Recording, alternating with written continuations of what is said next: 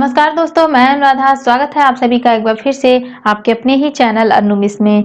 तो फ्रेंड्स, जैसा कि पिछली वीडियो में हम लोगों ने अलंकार स्टार्ट कर लिया था और उसमें जो है हम लोग अलंकार क्या होता है, अलंकार के भेद, इतना चीज़ हम लोगों ने पढ़ा था। आज के इस वीडियो में जो है हम लोग उसके आगे बढ़ेंगे। जो कि पिछली वीडियो में हम लोगों ने पढ़ा था कि अलंकार के भेद दो होते हैं, एक होता है शब्दालंकार, एक होता है अर्थालंकार। अब आज हम लोग पढ़ेंगे कि शब्दालंकार के भेद, यानी कि शब्दालंकार क्या होता है और शब्दालंकार के कितने भेद होते हैं, ये सारी चीजें। तो चलिए देखते हैं। तो टॉपिक है हमारा शब्दालंकार। सबसे पहले पढ़ेंगे और ये जानेंगे कि शब्दालंकार होता क्या है। तो पिछले वीडियो में भी मैंने बताया था कि शब्दालंकार क्या होता है। तो फिलहाल देखिए, शब्दालंकार वे अलंकार होते हैं जहाँ पर वर्णों या शब्दों के माध्यम से काव्य की शोभा बढ़ाई जाती है, उसे शब्दालंकार कहते हैं। एक बार फिर से देखिए, जहाँ पर वर्णों या शब्दों के माध्यम से काव्य की शोभा बढ़ाई जाती है वहाँ शब्दालंकार होता है। जैसे इसका उदाहरण हम लोग देखते हैं। एक उदाहरण है, जैसे मान लीजिए, चारुचंद्र की चंचल किरणें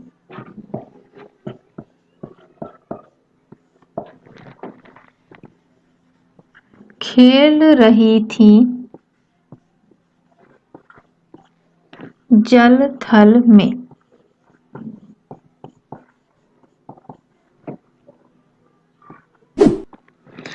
मान लीजिए उदाहरण है, चारुचंद की चंचल किरणें खेल रही थी जलथल में। अब यहाँ पर हमने बताया कि वर्णों या शब्दों के माध्यम से काव्य की शोभा बढ़ाई जाती है, किसमें? शब्दालंकार में। अब देखिए, यहाँ पर ये जो पहली लाइन है, इसमें हमारा जो भी शब्द है ये च से शुरू हुआ है। जैसे चारु में च से शुरू हुआ है, चंद में भी च से ही है, की को छोड़ दीजिए, चंचल में देखिए ये भी च से ही शुरू हुआ है। कहने का मतलब चारुचंद की चंचल, ये तीनों ही शब्द जो है हमारे च से शुरू हुए हैं। यानी कि यहाँ पर जो च वर्ड है ये बार बार रिपीट हो रहा है। ऐसे ही अगर नीचे वाली लाइन में देखें तो खेल, यानी कि खेल जो शब्द है इसका जो अंत्य वर्ड है ल, ये इसमें, और यहाँ पर देखिए जल में भी ल आया है, थल में भी ल आया है। यानी कि यहाँ पर जो है अंत्य वर्ड जो है वो मैच कर रहा है और यहाँ पर जो हमारा आरंभिक वर्ड च है वो मैच कर रहा है। कहने का मतलब पहली लाइन में च की आवृत्ति हो रही है और जो है दूसरी लाइन में हमारा ल की आवृत्ति हो रही है। तो अब यहाँ पर एक चीज और कि आवृत्ति किसे कहते हैं। तो फ्रेंड्स, आवृत्ति मतलब होता है दोहराना। यानी कि जैसे मान लीजिए कि यहाँ पर च की आवृत्ति बार बार हो रही है। अगर हमसे पूछा जाए कि बताइए च की आवृत्ति कितनी है, च की आवृत्ति कितनी है, तो आवृत्ति मतलब होता है दोहराना। ये हमने आपको बताया। अब दोहराना जो शब्द है ये अकेले कोई चीज रहेगा तो वो तो नहीं दोहराया जाएगा।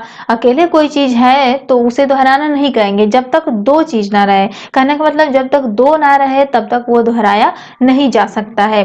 तो देखिए यहाँ पर पहला च आया, फिर उसके बाद दूसरा च, तो अब यहाँ पर जो है कितनी बार दोहराया गया है, यानी कि ये जो है एक बार दोहराया गया। ऐसे ही यहाँ पर दूसरा च, तो ये देखिए यहाँ पर भी एक बार च आ गया, यानी कि दोहराया यहाँ पर दो बार जा रहा है। तो आवृत्ति हमारी यहाँ पर दो हो गई, यानी कि दो बार दोहराया जा रहा है। बहुत बच्चे ऐसे होंगे जो देखेंगे च तीन बार है तो आवृत्ति कितनी होगी, तो आवृत्ति तीन हो जाएगी। तो फ्रेंड्स, आवृत्ति तीन नहीं होगी। यहाँ पर इसका एक फॉर्मूला होता है कि जितने वर्ड होते हैं, आवृत्ति निकालने का एक ट्रिक है कि जितने वर्ड माइनस वन। देखिए च की आवृत्ति निकालना है तो च च च तीन बार है तो तीन माइनस एक, ये हो जाएगा दो, यानी कि च वर्ड की आवृत्ति दो होगी। ऐसे ही नीचे देखिए ल वर्ड की आवृत्ति कितनी होगी, ल वर्ड की आवृत्ति हो जाएगी एक, दो, तीन बार है तो ये तीन माइनस एक, ये भी दो हो जाएगा। तो देखिए यहाँ पर जो अभी हमने कहा कि शब्द जो होता है, शब्दालंकार जो होता है ये वर्णों की आवृत्ति होती है, यानी कि वर्णों के माध्यम से जहाँ पर काव्य की शोभा बढ़ाई जाती है उसे शब्दालंकार कहते हैं। तो देखिए यहाँ पर जो चारु शब्द है, कवि ने यहाँ पर जो चारु शब्द लिखा हुआ है, तो देखिए यहाँ चारु का अर्थ होता है सुंदर, चंद्र मतलब होता है चंद्रमा, और चंचल मतलब होता है चंचल। तो देखिए यहाँ पर अगर हम इसी को चार चंद की चंचल किरणें ना कह करके अगर हम कहें कि सुंदर चंद्रमा की चंचल किरणें, तो क्या वो इतना सुंदर लग रहा है जितना कि चारों चंद की चंचल किरणें, यानी कि च से ही शुरू हो रहा है। लेकिन अगर हम इसे कहें कि सुंदर चंद्रमा की चंचल किरणें खेल रही थी जल, और थल मतलब होता है जमीन, तो ये उतना सुंदर नहीं लग रहा है जितना कि चारू चंद की चंचल किरणें खेल रही थी जल थल में, ये लग रहा है। तो यही होता है हमारा कि यहाँ पर वर्ड के माध्यम से सुंदरता बन रही है, यानी च जो है बार बार आ रहा है, ल बार बार आ रहा है, तो इस तरीके से इसकी सुंदरता भी और भी बढ़ जाती है। तो ये हुआ शब्द अलंकार। अब चलिए अगला देखते हैं, जैसे एक और उदाहरण देख लीजिए, रघुपति राघव राजा राम। तो इसमें आप देख रहे हैं रघुपति राघव राजा राम, इसमें भी र की आवृत्ति हो रही है, यानी कि र वर्ड जो है बार बार आ रहा है और शब्द में र से ही शुरू हो रहा है। तो ये थोड़ा देखने में भी पढ़ने में भी अच्छा लग रहा है, तो ये भी हमारा शब्द अलंकार होगा। अब चलिए आगे बढ़ते हैं, शब्द अलंकार के भेद। शब्द अलंकार के भेद कौन कौन से होते हैं, कितने होते हैं? तो फ्रेंड्स शब्द अलंकार के 5 भेद होते हैं। कौन कौन? पहला होता है अनुप्रास शब्द अलंकार, दूसरा है यमक शब्द अलंकार, तीसरा है श्लेष शब्द अलंकार, चौथा है पुनरुक्ति शब्द अलंकार, और पांचवा है वक्रोक्ति शब्द अलंकार। यानी कि अनुप्रास शब्द अलंकार, यमक अलंकार, श्लेष अलंकार और पुनरुक्ति अलंकार, वक्रोक्ति अलंकार, ये हमारे जो है शब्द अलंकार के 5 भेद होते हैं। अब हम लोग पढ़ेंगे इसमें से एक एक करके। तो सबसे पहले हम लोग शुरू करते हैं अनुप्रास अलंकार। अनुप्रास अलंकार क्या होता है ये देखते हैं।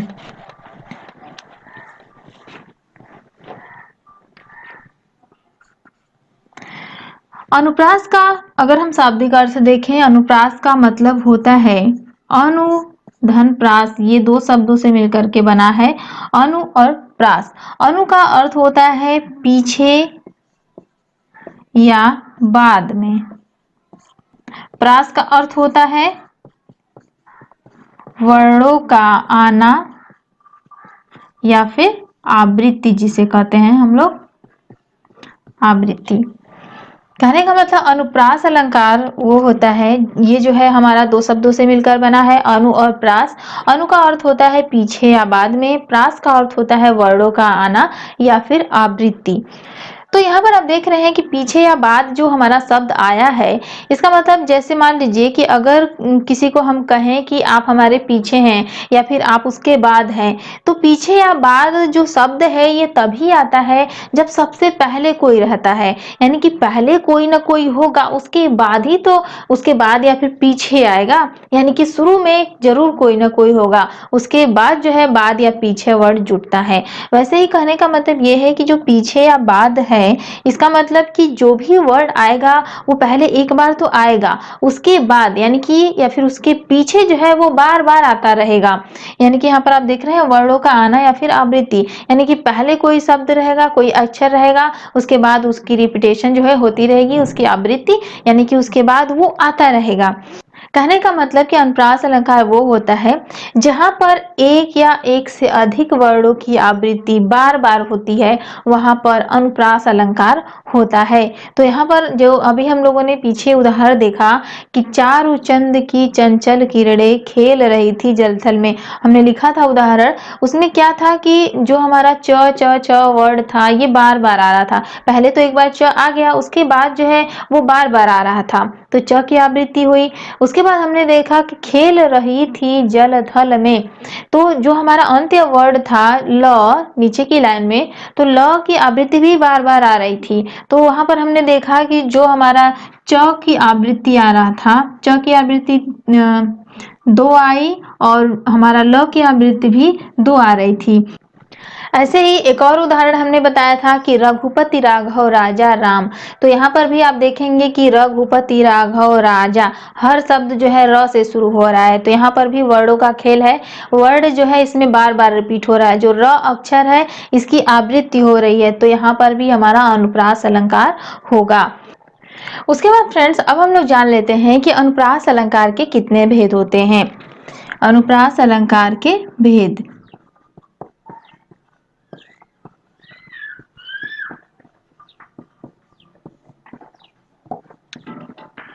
तो दोस्तों, अनुप्रास अलंकार के 5 भेद होते हैं। कितने होते हैं? तो अनुप्रास अलंकार 5 प्रकार का होता है। कौन कौन होता है? तो पहला है छे का अनुप्रास। छे का अनुप्रास अलंकार। दूसरा है वृत्यानुप्रास अलंकार। तीसरा है श्रुत्यानुप्रास अलंकार।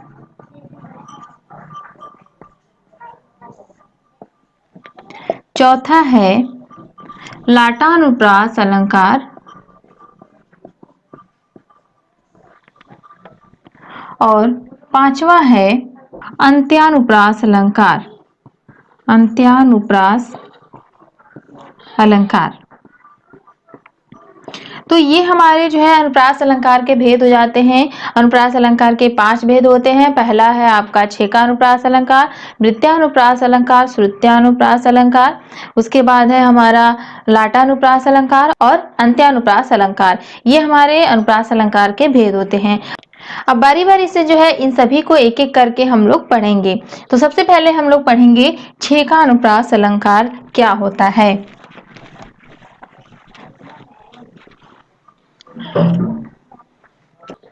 तो देखिए, छे का अनुप्रास जो है 2 शब्द से मिलकर बना है। छेक धन अनुप्रास। तो छेक का अर्थ होता है घेरना। जैसा कि आपने सुना होगा कि आम बोलचाल की भाषा में इस्तेमाल किया जाता है। अगर किसी को घेरना है तो उसको जो है अक्सर गाँव में लोग यूज करते हैं कि जैसे छेकना है, किसी को घेरना है तो वहां पर छेकना वर्ड जो है इस्तेमाल करते हैं। तो कहने का मतलब कि छेक जो शब्द है इसका मतलब होता है घेरना। और अनुप्रास जो कि आप जानते ही हैं किसे कहते हैं। तो इसका मतलब ये है कि यहाँ पर जो है इसका एक और यहाँ पर एक मीनिंग होता है। छेक का अर्थ जो है आप वाक चातुर्य से भी ले सकते हैं। वाक चातुर्य। अब इसका मतलब यहाँ पर ये हुआ कि जो कवि है वो कवि अपने वाणी के माध्यम से, जो भी वाणी है, वाक है, उसके माध्यम से जो है चतुरता दिखाता है। यानी कि वाक की चतुरता यहाँ पर दिखाई जाती है। तो कहने का मतलब हमारे ये है कि जहाँ पर एक या एक से अधिक वर्णों की आवृत्ति केवल एक बार आती हो वहां पर छे का अनुप्रास अलंकार होता है। कहने का मतलब कि वर्ड तो रिपीट हो रहे हैं, वर्ड की आवृत्ति हो रही है, लेकिन जिस वर्ड की भी आवृत्ति हो रही है उस वर्ड की जो आवृत्ति है वो केवल एक आनी चाहिए। यानी कि जितने भी वर्ड की आवृत्ति हो रही है सबकी आवृत्ति एक एक आनी चाहिए। तो जब एक आवृत्ति आएगी सभी वर्डों की तो वहां पर जो है छे का अनुप्रास अलंकार होता है। चलिए उदाहरण देखते हैं इसका। देखिए यहाँ पर एक उदाहरण है, अमी अमूरी मैं चूरन चारू समन सकल भव रुज परिवारू। अब यहाँ पर आप देख रहे हैं कि ये जो पहली लाइन है इसमें म यहाँ भी आ रहा है, म यहाँ भी आ रहा है और च यहाँ आ रहा है, च यहाँ आ रहा है। यानी यहाँ म की आवृत्ति हो रही है, यहाँ च की आवृत्ति हो रही है। नीचे देखिए स यहाँ पे आ रहा है, यहाँ पर आया, यानी कि ये भी शब्द हमारा स से शुरू हुआ, ये भी स से शुरू हुआ, यानी स स 2 बार स की आवृत्ति हुई। तो अब देखिए यहाँ पर म की आवृत्ति अगर हम निकालें, म की आवृत्ति तो कितना होगा? म की आवृत्ति कितनी होगी? हमने आपको बताया था कि आवृत्ति किस तरीके से निकालते हैं। जितने वर्ड होंगे उसमें से -1 कर देंगे। यानी कि जितने म जो है जितनी बार होगा तो 2 बार म आ रहा है तो 2 में से 1 माइनस कर देंगे तो 1 आ जाएगा। ऐसे ही अगर हम च की आवृत्ति निकालें, च की आवृत्ति तो च भी 2 बार आया है, 2 - 1 कर देंगे तो 1 आ जाएगा।